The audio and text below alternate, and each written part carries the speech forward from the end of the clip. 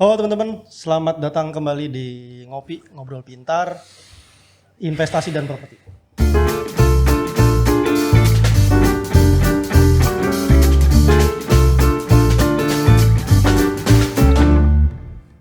Kemarin kita udah ngebahas soal Evergrande, Lehman Brothers ya, dan dampaknya ke Indonesia. Ini udah, kalau nggak salah sih bulan lalu kayaknya, udah sebulan kayaknya.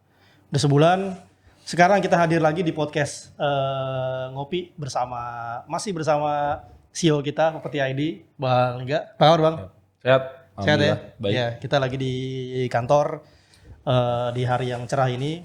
Biasa lagi coba menganalisis ya kan? Gimana nih sektor properti di Indonesia dan ini sudah memasuki penghujung 2021. Ya. Betul ya, berarti kan Betul. udah 2 tahun tuh pandemi itu. 2 tahun pandemi dan katanya sih udah mulai turun ya kan, melandai turun. Terus juga animo masyarakat udah mulai naik lagi. Yeah. Katanya nih it's time to rebound lah. Okay. Gitu. Katanya sih gitu. Walaupun PPKM juga sekarang naik level 2 ke Jakarta kan. Nah, ini kita coba sambil kerja ya.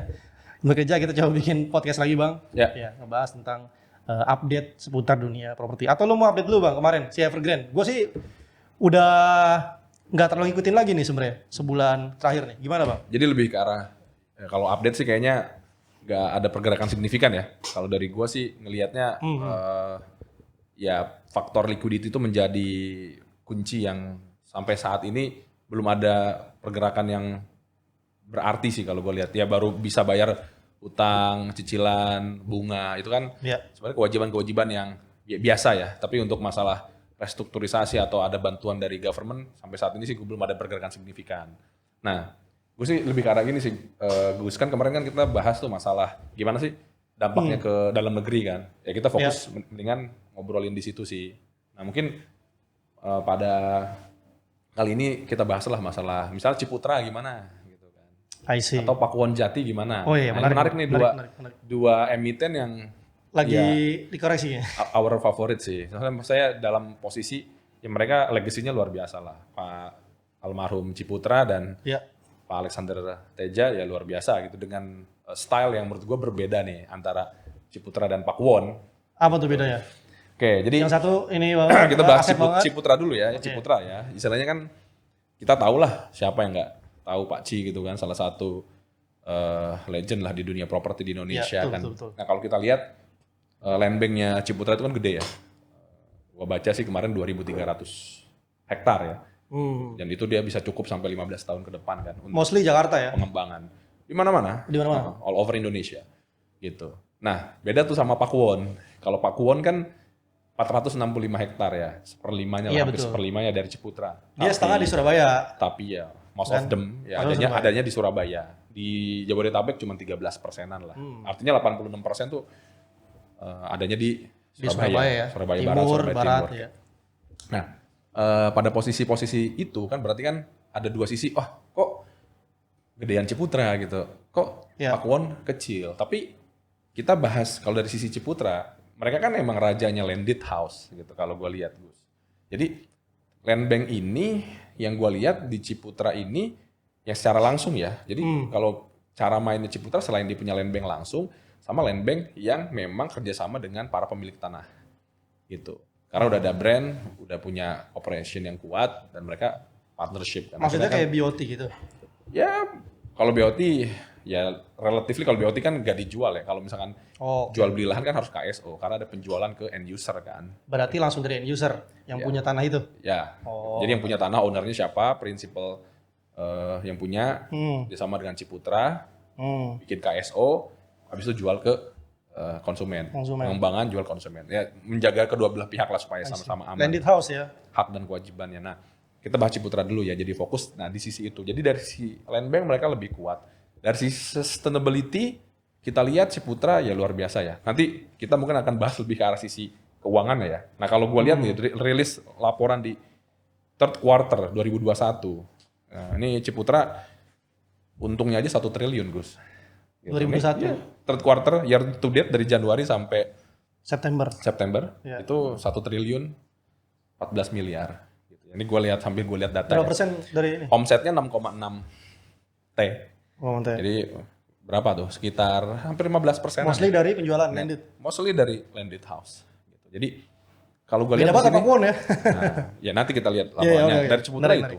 Ya nggak dari dia punya sales 6,6 T, dia punya net income 1 T. Oh, Artinya kan sekitar 15% ya net Ya. income-nya. Nah, itu dari sisi laba rugi. Nah, kalau kita lihat dari sisi neraca, dari neracanya cash-nya aja posisi kemarin third quarter itu Q3 itu 6,5 T. Artinya kuat ya secara cash flow gitu, masih aman ya. Maksud gue ya, secara cash flow tuh dia kuat. Kemudian kalau dilihat dari sisi debt dan liability, nah debt-nya itu istilahnya 21 T, equity-nya 16 T. Ya Berapa daerah?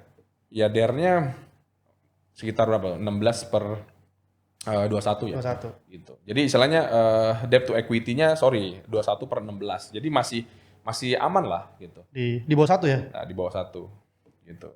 Ya, 1, lebih lah. Oh, 1 ya? 21, Oh iya benar-benar. 16 lah. Kan ini year to date ya. Nah, ini kan posisinya gini, sebenarnya Ciputra ini kalau gua lihat ya, kalau dari sisi neraca dan cash flow, artinya dengan uang sebesar ini, kemudian lahan-lahan kan, kalau pengembang itu kan membeli lahan kan pakai lahan nilai perolehan ya. Iya. Gitu. Jadi sebenarnya di neraca ini ada namanya hidden appraisal sih yang nggak dibunyikan oleh para pengembang, karena ketika dia beli harga beli dan 5 tahun kemudian harga tanahnya naik, Iya. kan kalau di reappraisal atau revaluasi nilainya kan tinggi. Iya, iya. Nah, masalahnya kalau nilainya kan tinggi, mereka kan terbebani bayar pajak, bayar beban-beban lainnya ketika padahal tanah itu belum diapa-apain. Jadi sebenarnya belum ada pendapatan tapi cost-nya ngalir terus. Kan nggak fair kan? Tapi kalau di pencatatan itu nggak akan mereka tulis gitu kan? Tidak gitu. Jadi tetap pakai harga perolehan. I see. Gitu. Tapi lu sebagai investor ngeliatnya gimana? Gue sih gitu, kalau gue lihat kalau in the long term ketika lu punya land bank dengan harga yang perolehan yang istilah relatif pricingnya bersahabat ya murah, ya berarti kan punya jangka panjang yang baik kan. Iya, iya. Cuman kan gini, gue lihat akhirnya kan pada suatu titik land bank tidak menjadi kunci variabel utama. Ya kan, seorang pengembang itu kan, karena kan Iya. ketika lu punya land bank, lu juga harus ngurusin dong, ya kan. Land Iya. bank lu tuh gimana supaya nggak diserobot orang, Iya. supaya Biaya Harvard lah ya. produktif, belum pajaknya, PBB kan gitu sebenarnya kan. Pada posisi itu kan nggak bisa serta-merta lu punya land bank banyak, beban operasional lu mampu nggak kan gitu. Iya, iya. Itu dua sisi. Iya. Dan ke depan kayaknya sih gue lihat pengembang kayaknya sistem partnership itu akan menjadi, ya ingat dunia ini udah kolaboratif. Lu mau sampai kapan nahan tanah segede-gedenya gitu dengan cost yang akan liar banget kan gitu. Iya, iya. Itu sih Kayaknya yang gua land lihat. bank malah bikin backlog tambah banyak ya. That's true. That's true. Karena juga ya udah lu kayak miara tanah mati Yap. gitu kan nih. Kasihan ya. Yap. Jadi ya backlog rumah sekarang gini, land bank kok banyak kok, backlog di kita kok nggak selesai kan gitu. Ini kan jadi satu titik balik harusnya bagi pengembang besar kan. Ya, gua menarik kayak lu mau narik ke properti nih. Ya kita sebenarnya what we do gitu kan di properti kan adalah yang membuat teknologi itu kan. Supaya Menarik Bang, karena kan lu sebagai investor Yes. ya kan yang ngerti tentang valuasi nih, tapi Yes. juga pemain properti. Yes. Ini kedua sisi nih. Yes. Berarti nih kayaknya lu bisa ngeliat dua sisi dan gua rasa menarik banget nih cara pandangnya nih. Gitu. Jadi- Karena main di dua dunia nih gimana Bang? Ya, jadi tadi kembali ke Ciputra dulu ya. Oh, oke. Ciputra dengan, nah kalau dari sisi gua ngelihat bagaimana harusnya Ciputra atau bagaimana pergerakan properti ke depan ya, ya tanpa mendahului guru-guru kita lah. Bagaimanapun mereka kan legasinya Ciputra, Pakuwon itu udah Iya, iya. luar biasa gitu. Nah kita kayak sebagai nonton- anak muda kan ngelihat fairness ekonomi. Iya. Kan. Jadi gimana sih yang fair gitu kan di saat ini ya. Maksudnya kalau misalkan kita hanya ya kita umur kita lebih muda, duit kita lebih dikit misalnya ya. Nggak mungkin Bang. Bukan duit sih, sebenarnya lebih land bank kita nggak punya misalnya kan. Kan kita kan bukan, mungkin kita nggak balap. bisa membeli waktu kan. Tapi kita bisa membeli masa depan gitu Iya. kan. Yaitu dengan apa? Dengan teknologi tadi, dengan digital tadi kan gitu. Nah itu yang akan kita build sebenarnya kan. Nah kembali ke Ciputra tadi, jadi secara kesehatan perusahaan sehat gitu. Jadi kalau dibalikin bagaimana dunia properti, kita lihat aja bohir-bohir ya kalau kita istilahnya kan pemain-pemain besarnya aja di Indonesia kan. Nah itu Ciputra Gus dengan land bank yang lebih banyak. Nah kalau Pakuwon beda lagi nih gaya permainannya kan. I see. Land banknya cuma 465 hektar ya kan. Tapi lokasinya super strategis. Oke. Ini bedanya nih dua pengembang yang gua lihat Pakuwon emang lebih dikit. Tapi kalau divaluasi mungkin nggak jauh beda sama Ciputra. Nggak jauh beda. Karena lokasinya sangat strategis. Di Jakarta aja kan Gandaria City, Kokas ya kan. Iya. Yang Sama- istilahnya Ya. lokasi Premium. dikit sih gitu tapi premium gitu kan. Dia daripada banyak tapi tidak premium kan juga kan punya kos-kos ya namanya properti ya. Dan itu bukan kekuatan utama Pakuwon sebenarnya kan? Betul, bukan. That's why. Kalau dari Ciputra mungkin lebih dari gue belum lihat rilis 60% lebih itu pendapatnya development, tapi Pakuwon seimbang, bahkan lebih banyak recurring. Recurring ya, betul. Nah dengan recurring itu rating dia akan lebih baik, ya kan? Dan betul. Sustainability-nya akan lebih baik. Betul. Gitu. Short termnya itu aman banget. Dari parkirnya aja ya itu pendapatan parkir ya. Ya jadi cuman pandemi ini jadi game changer betul. juga sih, bahwa recurring itu juga nggak semata-mata turun. Nah, pasti ya turun recurring kan, tapi aset tetap naik. Iya. Ya kan? Ya, tapi setidaknya ketika ekonomi akan rebound ya, apalagi bisa menjaga efisiensi cost kan. Gue lihat kan nggak bagi dividen tuh 2 tahun ini nih Pakuwon. Itu untuk ngejaga kekuatan modal intinya. Sempat di atas GoPay, sekarang di bawah lagi GoPay 400. Ya naik turun lah gitu kan. Ya mungkin ditarik lagi mau akhir tahun ya kan, mall-mall nanti mungkin operasinya terbatas kan gitu. Iya. Tapi once rebound kan mall-mall mereka tetap penuh gitu. Pastilah. Okupansinya tetap penuh karena ya emang berkualitas gitu. Betul. Bukan mall-mall ece-ece kan gitu. Kita di Depok aja Margo City itu udah gila sekarang gede banget ya. Emang kayak mall itu kayak wajib ya. Ya, tapi kan mall yang kayak gimana dulu kan? Mall yang istilahnya masih bisa menjaga sustainability-nya kan. Dan mall Pakuwon premium semua ya. Bagus ya kan, perawatan mereka tetap menjaga quality-nya gitu. Tidak mengurangi ini mari Bang. Gue nonton film. Gue mau liatin dulu kan nih Pakuwon dari segi laporan keuangan ya. Boleh. Tadi kan gue udah bahas tuh Ciputra kan, dari segi omset dan aset kan. Nah, Pakuwon nggak jauh beda bro. Kalau tadi Ciputra 6,6 T, Pakuwon salesnya 5,9 T. 2000 year to date ya, Q3 ya? Januari sampai September kan. Tuh dengan istilahnya lebih ke arah 3,7 T. Kalau 5,9 itu tadi Pakuwon ininya apa? Cash-nya.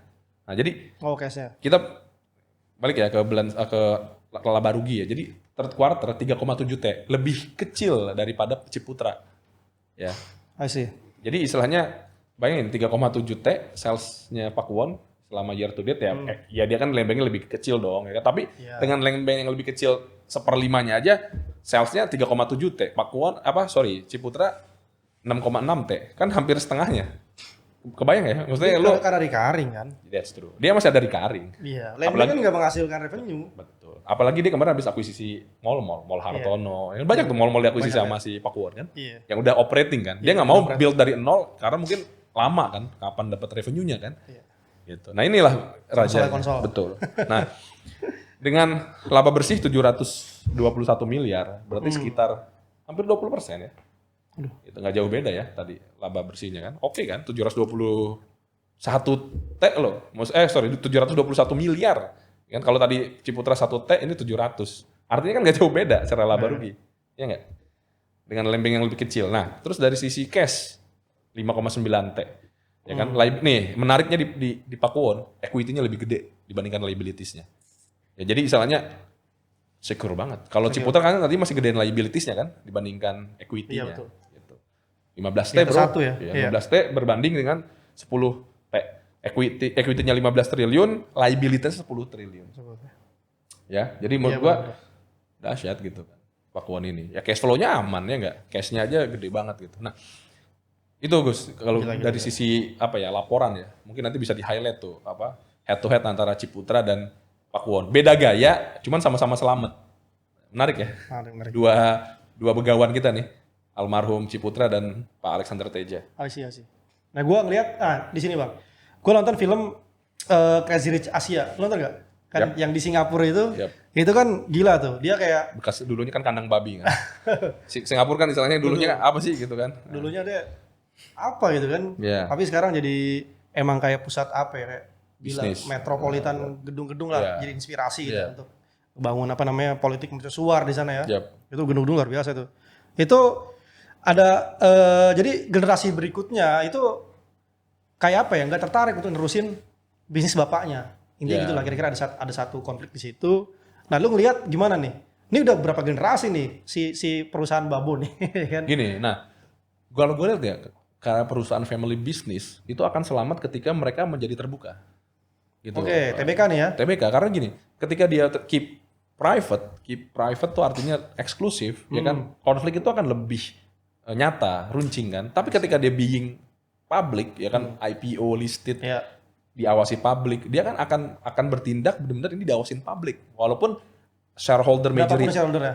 walaupun shareholder majority masih dipegang keluarga, tapi kan bagaimanapun kan dia ada apa istilahnya opinion balance dari eksternal kan. Minimal 30% di publik lah ya. That's true. Jadi publik kan bisa juga sebagai investor minority kan ada apa minority silent ya. Maksudnya kayak kita nggak bisa bicara majority yang selalu lead ya. Tapi kan bagaimanapun ada suara minoritas perlu kita ternyata ada masukan Tapi bisa begini. membentuk opini nih minority ini kan. Iya, maksudnya malah jadi positif dong. Jadi kalau itu dia kan berbagi bukan berarti kita menjadi apa ya berkurang, tapi kan dengan adanya orang-orang yang kita ajak di gerbong tanda kutip ya. Istilahnya akan buat masukan buat makin perusahaan makin bagus dong gitu. Nah itu sih gue lihat di Indonesia. Dan rata-rata kayak gitu ya? Rata-rata gitu. Jadi di Indonesia tuh jangan being private, justru being public. Ada yang private gitu? Ya private mungkin nggak akan bertahan lama sih. Nggak kelihatan. Takutnya gini, konflik keluarga di generasi kedua, generasi ketiga kan konflik. Gitu sih. Tapi kalau misalkan udah TBK, itu kan udah ngelihat publik kan gimana kan. Betul. Gitu. Jadi lebih fair. Lebih ada rasa apa ya, kayak diawasi gitu ya kan. Ini kayak legacy yang harus diterusin. Betul. Bukan sekedar family business. Itu sih. Jadi gue lihat sih, makanya nih Pakuwon dan Ciputra being TBK ya menurut gue sih good. Menarik. Itu maksudnya bagus banget gitu yes, kan. Yes. Gitu. Kalau lu ngelihat ini kan selain yang babon-babon TBK gini nih, ini kalau babon sih wajar lah. Gimana kalau yang developer? Nah itu, jadi gini. Menengah kecil itu, masih UMKM. Ya gue ngelihatnya ya namanya orang lagi berjuang kan ada ada klasifikasi lah namanya bisnis kan, ada yang klasifikasi gede banget, ada yang baru rintis gitu kan. Nah maksud gue ketika kita membuat sesuatu ya kalau ya kita ya Gus ya pribadi, maksudnya kita bikin di company dengan ya properti yang masih berumur jagung gitu kan, maksud gue 4 tahun tapi kita punya visi yang besar gitu kan. Nah itu visi itu yang membuat kita hidup merasa jadi ingin lebih lama gitu, karena kan sebenarnya bukan duit tujuan utamanya, tapi masalah yang dipecahkan. Masalah yang dipecahkan dan duit akan ngikut. Gue selalu berprinsip duit itu bukan menjadi tujuan utama, tapi ketika lu tahu visi lu apa, end game lu apa, duit akan ngikut. Iya. Gitu. Jadi kalau lu duit terus, pusing kepala lu, stres nanti kan. Jadi kita punya end game-nya apa, insya Allah sih gitu kan. Ya mungkin dalam perjalanannya kan namanya orang yang ngerintis yang tadi kecil-kecil. Nah kita harus tahu end game-nya mau kemana gitu. Long the way akan ketemu. Betul. End game mereka perlu tetap ya perlu dibantu. Orang kayak gitu kan misalnya kadang-kadang menengah ke bawah ya teman-teman kita di developer small and medium kan mungkin land bank-nya terbatas, bahkan nggak ada, modalnya juga nggak ada gitu kan. Dan lu ngelihat ada loophole di situ yang mana teknologi jawabannya. Iya. Gitu ya. Iya. Dan itu yang nggak dipunya babon-babon tadi. Betul. Betul. Ya gue nggak. Ya mungkin mereka juga kan udah gede terus untuk turun ke bawah atau untuk ngerjain yang kecil-kecil kan bagi mereka kan ribet Gus. Mendingan gue gede sekalian ya kan. Udah gitu nggak direpotin dengan banyak. Dan bisnis properti itu lux banget ya, nggak bisa lu apa istilahnya langsung bisnis jalanin gitu tanpa ada ilmunya ya gitu. Justru bukan bisnis yang bisa coba-coba, nggak bisa. High risk, high return. Gila. Nggak maksud gua orang lihat wah ini gede, untung gini-gini. Ya jangan lihat di atas kertas gitu. Kalau lu nggak punya ilmunya, bunuh diri bro. Bisnis properti itu luar biasa lu. Makanya pelatihannya mahal-mahal kan. Pelatihannya mahal-mahal. Kalau mau belajar. Pelatihan bodong nih. Ya maksud gua ya itu. Ya alhamdulillahnya kan gue sebagai praktisi udah pernah terjun langsung dari sisi investor, dari sisi developer, kontraktor ya kan, sehingga bisa ngelihat wisdom itu gitu. Why gitu. Sorry, kalau berarti untuk jadi the next Pakuwon, the next Ciputra, lu nggak akan pakai cara yang sama dengan mereka. Nggak akan bisa. Di zaman sekarang dengan nggak bisa, udah nggak relevan. Makanya kita coba gaya baru ya. Gitu. Makanya ya ini malah jadi bahas properti ya. Nggak apa-apa. Jadi kan judulnya apa? Judulnya Ciputra, Pakuwon, dan Properti. Benar, kita kan moral of the story kesuksesan Pakuwon dan Ciputra ini kan kayak apa ya? Kayak favorit lah, role model lah buat kita. Sukses itu kan orang-orang senior ini kita gitu. Tapi kan di zaman sekarang kayaknya kalau ngikutin cara mereka udah nggak relevan kan? Gitu. Nah itu that's why jawabannya itu sebenarnya di teknologi itu. Karena kita lihat kan permasalahan negeri ini, masalah rumah nggak selesai kan? Backlognya tetap gede, ya kan? Orang-orang yang tidak layak huni tetap gede. Berarti kan ada antara perbankan, sektor real, which is itu para pengembang, para kontraktor ini ada something nih, yaitu di intermediaries yang tidak berjalan dengan smooth gitu. Sorry ya, gue lihat sih begitu sih. Ya kan, sehingga kalau misalkan orang smooth ini kan sebenarnya banyak. Pemerataan kan harusnya bagus ya. Ya semoga dengan teknologi lah jawabannya kan gitu. Ya nggak? Iya. Gitulah. Jadi gua sih ngelihat bahwa terlalu banyak ya, misalnya intermediaries di dunia properti, ya, di dunia keuangan. Lebih spesifik Jabodetabek kan? Jabodetabek ya. Ya, you know lah, ketika kita beli lahan tuh nggak semudah yang lu kira. Bener. Beli, langsung ketemu owner, ya kan? Habis itu lu dealing kan nggak bisa, gitu ya. Banyak perantara. That's true. Dan itu membuat high cost ekonomi. High cost banget. Betul. Ya mungkin harganya X perak jadi 10X ya kan? Ya lu mau jual berapa gitu. Itu sih. Nggak semudah itu ya. Nggak semudah itu. Makanya dengan teknologi, dengan fairness ya kita berusaha untuk meminimalisasi itu inklusif gitu. Sehingga apa? Sehingga pemerataan itu terjadi Benar-benar. gitu. Dengan cara yang bermartabat. Oh iya, itu lo harapin jadi inklusif ya. Antara si developer misalnya gitu ketemu langsung sama ownernya. Dengan teknologi inklusif nih, bisa ketemu langsung kan tanpa perantara tadi ya. Betul. Perantaranya bisa 10 orang. Betul.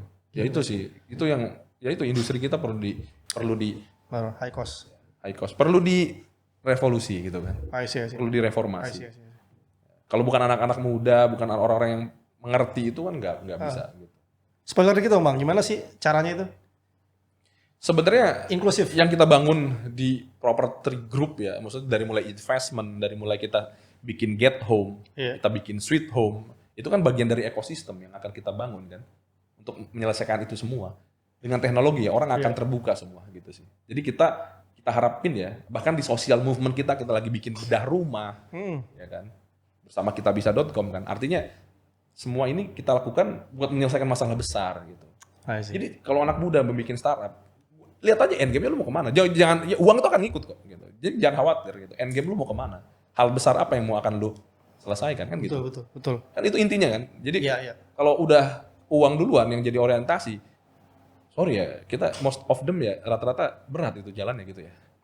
Itu sih. Energi lu habis nanti ya enggak? Uang mau jadi tukang juga dapat uang. Ya kalau bensin lu akan habis gitu. Maksudnya gampang habisnya kan kalau orientasinya. Iya. Energinya ya gitu. Capek sih gitu. Iya benar-benar. Itu sih kalau kita lihat ya. Makanya pada suatu titik startup ini kita bangun di usia 4 tahun ya mungkin banyak beberapa kita juga kan istilahnya dari sisi remunerasi, dari sisi macam-macam kita lagi terus perbaiki kan, nggak yang langsung jor-joran karena kan kita juga pada posisi ini ya sedang tumbuh gitu kan, harus hati-hati apalagi pandemi gitu kan. Semuanya kita lakukan dengan hati-hati. Iya. Dan pandemi orang lihatnya ini sektor yang sangat memukul dunia properti gitu kan, tapi ngelihat dari Pakuwon, Ciputra gitu gede-gede kayak nggak juga gitu kan sebenarnya kan. Justru mereka rapi sih ininya. Rapi gitu ya. Kuat sih fundamentalnya sih. Again kan, fundamentalnya kuat. Gitu. Karena banyak juga industri turunan yang dia lean on ke industri properti, misalnya kayak industri keramik, kloset, bata, itu kan semakin banyak developer yang ini kan mereka naik juga gitu ya. Jadi kayak interconnected gitu ya. Gitu. Dan itu kan kayak kalau developer pada ini juga trickle down tuh. Betul. Bener ya, efeknya ke bawah-bawah semua. Menarik. Jadi bahas kemana-mana gitu ya. Nah itu. Sebenarnya kita bahas enggak karena Pakuwon, Ciputra kayak lagi menarik banget gitu ya teman-teman ya. Makanya kita angkat dikit ya, tapi ya udahlah ini bahasa. Masih panjang nih. Kalau enggak nih kita kerja lagi nih.